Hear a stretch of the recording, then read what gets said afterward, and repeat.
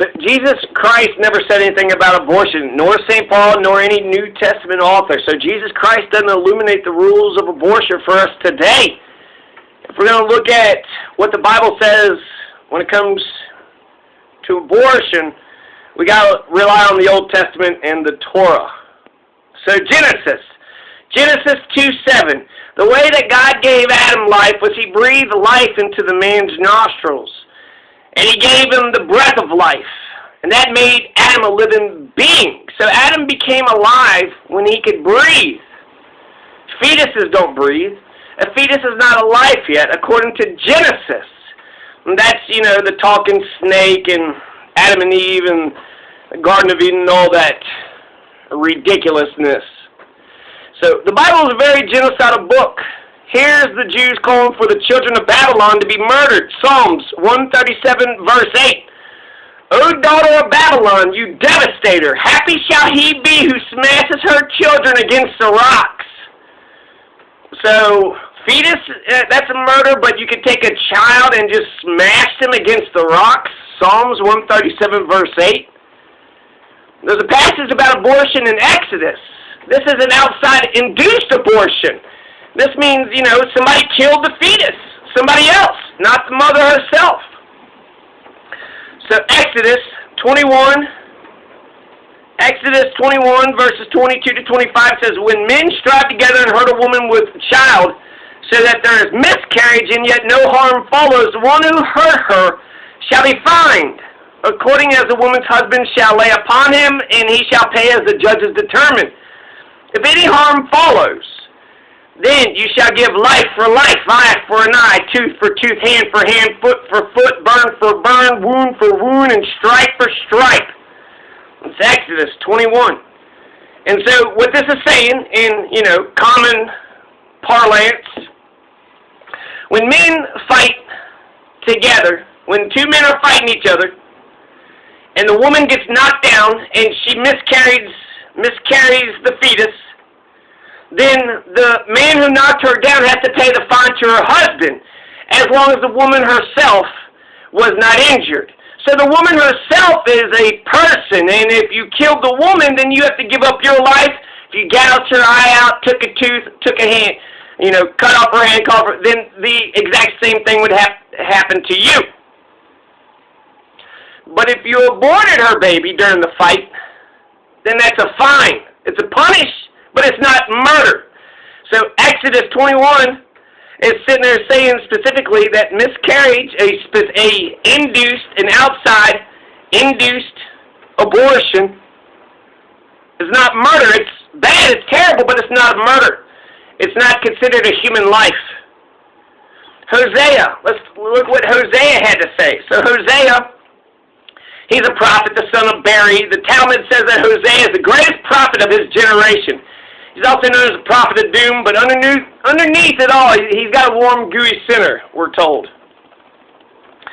So in Hosea 9:14 to 16, we hear, Hosea says this, Give them, Lord, what will you give them? Give them wombs that miscarry and breasts that are dry. Hosea is calling for abortions of his enemies and for the mothers to be able to produce no milk. So even if they are born, then they'll starve without any milk. Because of all their wickedness in Gilgal, so apparently the people of Gilgal really pissed Hosea off. I hated them there because of their sinful deeds. I will drive them out of my house. I will no longer love them. All their leaders are rebellious. Ephraim is blighted. Their root is withered. They yield no fruit. Even if they bear children, I will slay their cherished offspring. So, Jesus Christ, goddamn Hosea. Hosea is saying not only, hey God, put a pox, put a curse on my people. He's saying, my enemies. He's saying, even if God's pox doesn't hurt the enemies, doesn't abort all the babies, and make all the women's breasts dry, Hosea himself, if they bear the children, he's going to slay their cherished offspring himself. Not just any of their kids, but their favorite kids. And the sons of Levi is Gershon, Kohath, and Merari. So, What does that mean? That's in Numbers, okay? That's in Numbers. But Hosea. So apparently sometimes God approves of killing fetuses. Hosea says, you know what, go ahead and do this. And this is a prophet. This is the messenger of God. Sometimes God approves of killing fetuses, right? Sometimes it's totally fine. People, now, this is a smaller argument. In Numbers 3:15 to 16, it says, count the Levites by their families and clans, count every male a month old or more, the sons of Levi, Gershon, Kohath, and Merari. So this Numbers, book 3, verses 15 to 16, is saying that you count every male. They're doing a census. Moses is doing a census, and he's counting the people up. And he's only going to count the babies that have, only the boy babies that are at least 1 month old or above. So this means that a life isn't when you have breath. A life isn't when you are born. A life isn't fertilization. According to Numbers, life is when you're born and you have breath and you survive for 1 month. If you survive for 1 month, then you're a baby. Then you're counted in God's census. And he also does it, Numbers 3, book 3, verse 40. God orders Moses to count the Israelite males, including the firstborn male sons from 1 month old and up. Leviticus 27:6 does the same thing. They place no value on fetuses nor infants less than 1 month old. The boys got 5 shekels of silver. They're selling them or something, and the girls get 3 shekels of silver. But if you're 1 month old or less, then you're not a person. So going back to that Exodus thing, it's actually quite typical that God sometimes causes abortion by carrying unfaithful wives. So if there's cheating, if there's adultery, then abortion is just the natural product. It's just what's supposed to happen. Numbers, book 5, verse 21, 27 to 28. God mandates abortion when the fetus is a product of adultery. So a jealous and suspicious husband can make his wife appear before the priest to drink poison. And if she experiences bitter pain, her belly swells and her thigh rots. She fails the test and therefore becomes an outcast. What a bullshit witch test. That's a witch hunt if I've ever heard one. Tails I win, heads you lose. Right? Throw her into the fire. And if she's a witch, then she could just fly away. But if she isn't a witch, well, she's a witch either way. She's a witch either way because if she stays in the fire, well, that's God's will. That's God's plan. That's God's plan that she stays in the fire. So this is Numbers. This is how we, oh, you cheated on me? Take him to the holy priest. Hey, she cheated on me. She drinks poison, which injures herself, kills the baby that's inside, just because of his suspicion. It could have been his. It could have been his. So this happens quite typically. You also have Numbers 31, 17, 18. Moses is going to order his men to kill everybody in the town that he invaded, kill everybody in the town except for the girls. But apparently for the boys, right, a fetus is life, but boys they're not real people. Killing children is okay during wartime, is that what we're saying? Because who agrees with that today? Nobody does. That's war crimes. But that's what Moses was ordering his men to commit war crimes. So their argument, what do they say? There is a, decent quote. Jeremiah, I grew up Christian. So I remember this book of Jeremiah, this quote about Jeremiah. He says, before I formed you in the womb, I knew you. So that means birth begins before fertilization. Birth begins when you conceptualize of wanting to have sex with another person.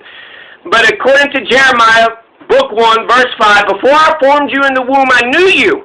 Before you were born, I set you apart. I appointed you as a prophet of the nations. Jeremiah 1:5. So this is God. This is God not talking to everybody in the world. He's only talking to Jeremiah. He's saying, before I formed you in the womb, I knew who you were, Jeremiah, and I appointed you as the prophet of all the nations. So this passage is specifically, just directly, only for one person and one person only, the prophet Jeremiah, and Jeremiah only. And so that's interesting. I don't know how, far you can extend that. Before I formed you in the womb, I knew you. So if you're planning on, I can understand, I get the logic. But later on, Jeremiah is going to curse the day that he was born. The prophet Jeremiah, he says, "Cursed be the day on which I was born. The day when my mother bore me, let it not be blessed. Cursed be the man who brought the news to my father. A son is born to you, making him very glad. Let that man be like the cities which the Lord overthrew without pity. Let him hear a cry in the morning and alarm at noon, because he did not kill me in the womb. So my mother would have been my grave, and her womb forever great." Jeremiah 20, verses 14 to 17. So God says, "I knew you, Jeremiah, before I formed you in the womb." And Jeremiah says, "Fuck you, God. What did you even create me for, you piece of shit? You should have aborted me as soon as I was put into my mother's womb." It's also weird that Jeremiah in this passage, he's not pissed at his parents. He's pissed at the guy who informed his father that he was born. That man should, be, like the cities which the Lord overthrew without pity. That man should, okay, so what?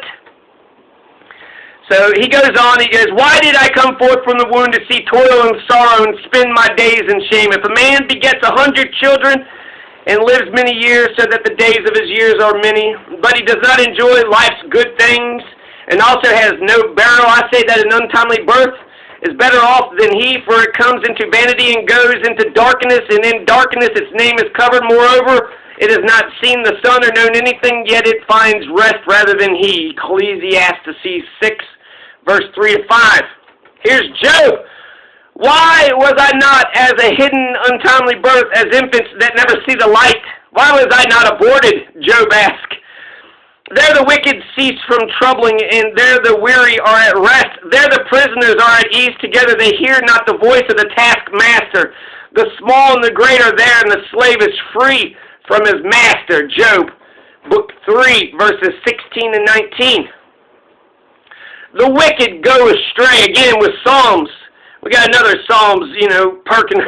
"The wicked go astray from the womb. They err from the birth, speaking lies. They have venom like the venom of a serpent. Let them vanish like water that runs away. Like grass. Let them be trodden down and wither. Let them be like the snail which dissolves into slime, like the untimely birth that never sees the sun."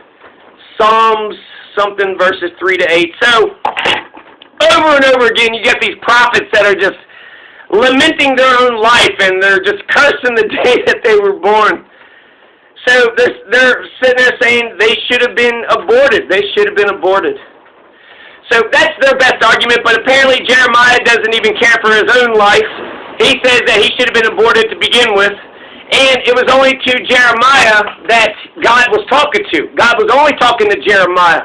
He wasn't saying, "Hey, little Sally, little Joe, American. Hey, little Joe American, before I formed you in the womb, I knew you." No, he was only talking to Jeremiah. So that's not a prescription. That's not saying how we should live and how we should behave. Now, when it comes down, I believe that abortion should be rare, safe, and legal. The argument is the fetus at the beginning, like an organ of the mother, so it's a part of her body, or is it like a full breathing life, a fully formed human being? And I think it's a hard question, and I don't think it's not one side or the other. It's a balance in between. Now, okay, so God's prophets are saying this, and he breathed life. That doesn't necessarily mean just breath or whatever, so they didn't understand, science back then. Let's take a look at the second book of Samuel, book 12. Verse 14. Sometimes God kills newborn babies to punish the parents. So God is going to kill David's firstborn because of David's sin. God aborted David's firstborn son, also Uriah's wife's son, because of David's adultery with her. So Uriah is a chieftain or some guy, and he's got a wife, and then David and the wife get together. Did the wife resist? Did she say no? Could she have said no? What rights did women have back then? We don't even know the wife of Uriah's name. So Nathan tells David, the Lord has taken away your sin. You will not die because of your adultery, because he apologized. But what you did ceased the Lord's enemies to lose all respect for him. For this reason, the son who is born to you will die. So Nathan, being a prophet, right, saying, well, the Lord is going to take your baby away, and guess what? The baby's going to die a couple days later. So what did Uriah's wife do to deserve her baby dying? What did Uriah's wife do?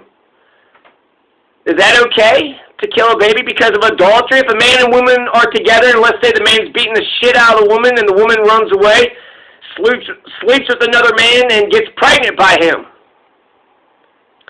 that baby needs to die? It doesn't matter that the man was treating the woman terribly. That baby must die? It makes no sense.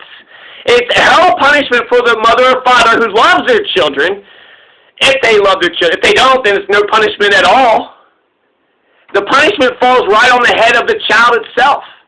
It's a God-sanctioned abortion. The second book of Samuel, book 12, verse 14, is God sanctioning abortion. David, you committed adultery. I don't care for Uriah's wife or what she wants or the baby itself. That baby's going to die by the hand of God. Now, this is a very genocidal book. There's deaths and all over the place. So if you look at Exodus, book 11, verses 4 to 5, God is going to abort every single firstborn male of all the wealthy, of all the poor slaves, even of the beasts, the cattle, and the camels. Exodus 11, 4 to 5. Moses said that the Lord said he was going to kill every firstborn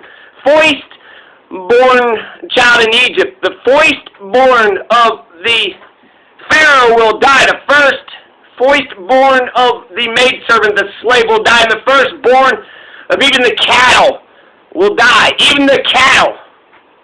And then Exodus, book 12, 29, God carries out that dastardly deed. And he aborts the firstborn male of all the rich and all the poor and all the cattle. So if abortion is wrong, why is God sitting there killing all these babies all over the place? Every single rich person, every poor person, every cattle, everybody. Every single firstborn is going to die. When it comes to David, he ordered his son to be killed 7 days he was born and then he dies. But in Exodus, God aborts. He's a genocidal aborter. He's a methodical aborter. He systemically aborts every kid in the society on earth. All the rich, all the poor. Is Exodus, right? It's Passover, so you had to wipe some blood, some pig's blood over your door for God to not kill your firstborn. So that's okay. You're going to tell me that the Bible says abortion is wrong? I got Genesis on my side. I got Hosea on my side. I got Leviticus. I got Numbers. I got Moses, David, God, Uriah. Seems to me that's pretty clear that the Bible is really, you should not use it as a manual for your morals or for the laws or rules whatsoever. They're all over the place, and it says murdering children over and over again. Psalms 137, you're blessed, and you'll be happy if you smash the kids of Babylon against the rocks. Kill the Babylonian children, and you'll be so happy, says the Bible. So that's my take on abortion in the Bible. Peace.